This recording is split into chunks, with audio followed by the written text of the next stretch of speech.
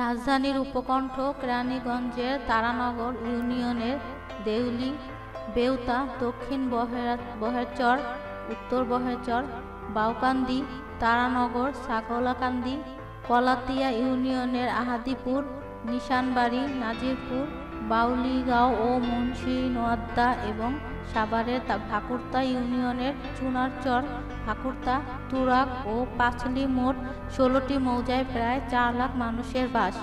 বংশ পরম্পরায় তাদের অস্তিত্বের সঙ্গে জড়িয়ে আছে লাখো বসতভিটা আর আবাদি জমি। সরকারের অধিগ্রহণের পদক্ষেপে এবার সেই শেকড় থেকে বিচ্ছিন্ন হয়ে যাওয়ায় শঙ্কা পেয়ে বসেছে এই ৩ ইউনিয়নের ১৬টি মৌজার বাসিন্দাদের।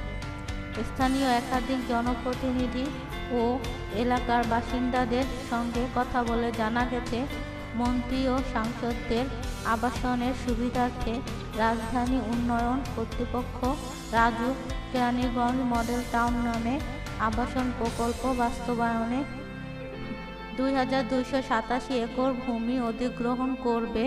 এই খবর কেরানীগঞ্জ ও সাভারের ৩ ইউনিয়নের ২২ গ্রামের মানুষের চোখের ঘুম কেড়ে নিয়েছে।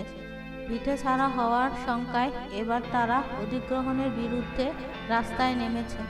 গতকাল সোমবার প্রায় ৫ কিলোমিটার দীর্ঘ মানববন্ধন ও বিক্ষোভ করেছে লক্ষাধিক মানুষ। রাজুক বলেছে, স্থানীয় জনসাধারণের বাড়িঘর অধিগ্রহণ করে আবাসন প্রকল্প বাস্তবায়ন করা হবে না। এ লক্ষ্যেই তারা সমীক্ষা যাচাইয়ের কাজ করছে।